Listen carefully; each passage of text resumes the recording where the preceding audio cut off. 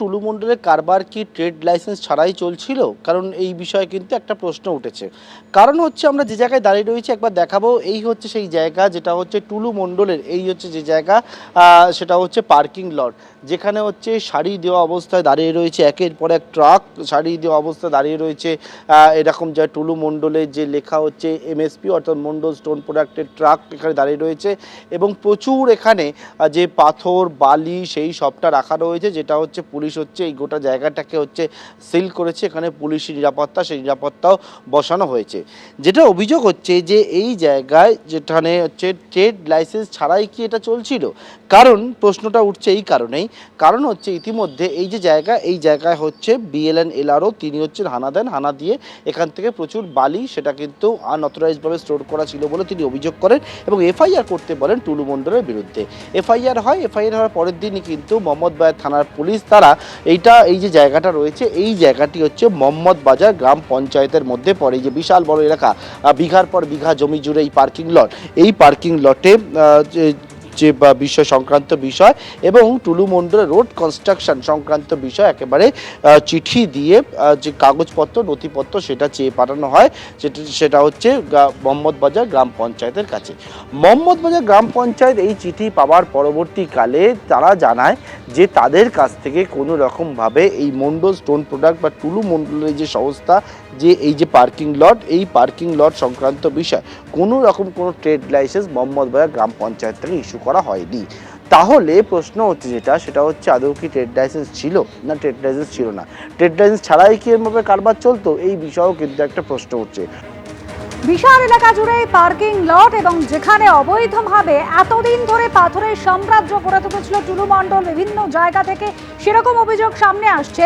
গ্রাম পঞ্চায়েত প্রধান তিনি কিন্তু বলছেন কোনো রকম লাইসেন্স তাদের কাছে চাওয়াই হয়নি। আর এখানেই প্রশ্ন উঠছে, পিছনে তাহলে কোন প্রভাবশালীর হাত ছিল? কার মদতে এতদিন ধরে এই বিশাল সাম্রাজ্য গড়ে তুলেছিলেন টুলু মণ্ডল? পঞ্চায়েত প্রধান কি বলেছেন শোনাবো। মোহাম্মদবাজার থানা থেকে একটা চিঠি করেছিল, তাতে ওরা জানতে চেয়েছিল 7/7/26 তারিখে, এতে জানতে চেয়েছিল যে আমার ওই যে পার্কিংটা আছে, ওই পার্কিংটা কোনো ট্রেড লাইসেন্স আমার জিপি থেকে নিয়েছে কিনা, বা রোড কনস্ট্রাকশন যে কাজ হয় সেখানেও কোনো আমাদের এখান থেকে কোনো কাগজপত্র নিয়েছে কিনা। কিন্তু এই দুটোর ক্ষেত্রে আমাদের মোহাম্মদবাজার পঞ্চায়েত থেকে কোনো কিছু নেয়নি।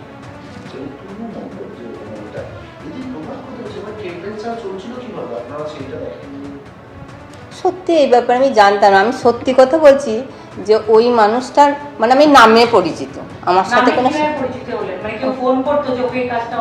না না না সেইভাবে না, ওই শুনতাম বড় একজন ব্যবসায়ী যেমন হয় আর কি, এলাকার কোনো মানুষ প্রভাবশালী হলে বা যা হয় আর কি, সবাই যে এই নামটুকুই আমার পরিচিত।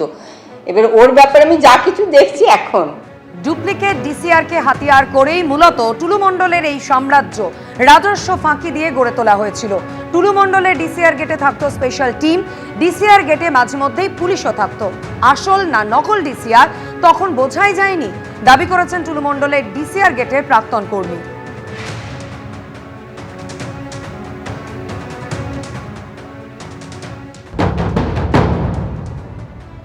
টুলু মণ্ডলে একাধিক ডিসিআর গেট ছিল, সেই ডিসিআর গেটে একজন কর্মী আমার সঙ্গে রয়েছেন। এটা নিয়ম মানে সেফটি হিসাবে রয়্যালটিটা কাটতো, 4 টন পার পিছু 100 সেফটি করে রয়্যালটি। রয়্যালটির দাম ছিল 990 টাকা। আমরা ওই লেখতাম যে সেফটি কত সেফটি রয়্যালটিটা আমরা কাটছি বা কত টন মাল আছে, রসিদ স্লিপটা দেখে আমরা রয়্যালটিটা কাটতাম। এই টোলগেট কার ছিল? আমরা জানতাম যে টুলু মণ্ডলের টোলগেট। কবে অবধি কাজ করেছে? এই ভোটের গণনা হওয়ার আগে পর্যন্ত। তারপরে কি হলো? তারপরে বিজেপি কিছু লোক এসে রয়্যালটি গেটের তালা মেরে দেয়। এই ডিসিআর গেটে নকল ডিসিআর আসতো, সেইটা ডিসিআর টাকা সরকারি ডিসিআর তো অ্যাকচুয়ালি কাগজ থাকতো, সেখানে নকল ডিসিআর ব্যাপারে জানতেন না? ওই নকল আর অরিজিনালের মধ্যে আমরা পার্থক্য বুঝতে পারতাম না। এখন এটা বুঝতে পারছি যে নকল ছিল যেটা বলছে মানুষ, কিন্তু আমরা কাজ করতাম, আমরা কাজ করাকালীন বুঝতে পারতাম না যে এটা নকল না অরিজিনাল। এখানে কি নিয়ম ছিল? একবারে আপনাদের পুরো টিম থাকতো কি একটা 4-5 জন করে থাকতাম, একটা কাউন্টার রসিদ স্লিপটা দিত, স্লিপটা নিয়ে একজনা সই করতো যে এত সেফটি রয়্যালটি। ফাঁকি দেওয়ার কোনো জায়গা, কোনো লরি দ্বারা বেরোতে পারতো না, ফাঁকি দিতে পারতো না। কেন, কিভাবে? ফাঁকি, কারণ কি নির্দেশ ছিল আপনাদের কাছে? এইখানে নির্দেশ কিছু নয়, এখানে নির্দেশ বলতে ও যে গাড়ি মালিক ফাঁকি দিয়ে যে রোডে ধরা পড়লে তাকে ফাইন করা যাবে, যে বিনা রয়্যালটিতে আসছে, ওইটাই।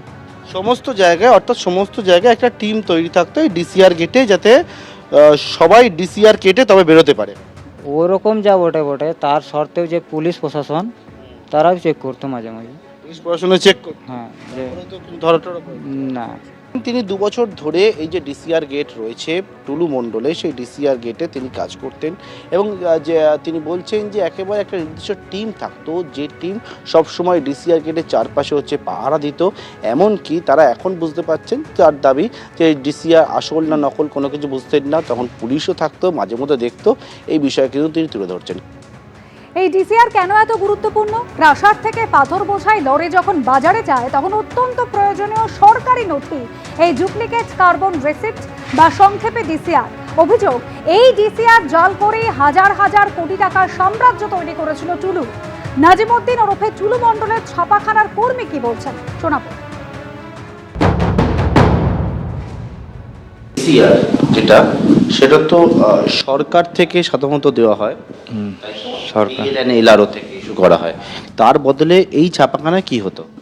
এই ছাপাখানে এইগুলা ছাপিয়ে বাইরে নিয়ে চলে যেত, অরিজিনাল যেমন কালার সেইভাবে, তারপরে এখানে নাম্বারিং হতো, নাম্বার হয়ে ওটাই চলে যেত।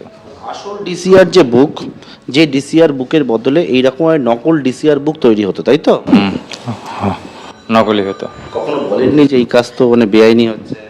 সে তো বলেছিলাম, তবে হুমকি দিয়েছিল, গাজার কেস দিয়ে দেবো। এবিপি আনন্দ, এগিয়ে থাকে, এগিয়ে রাখে।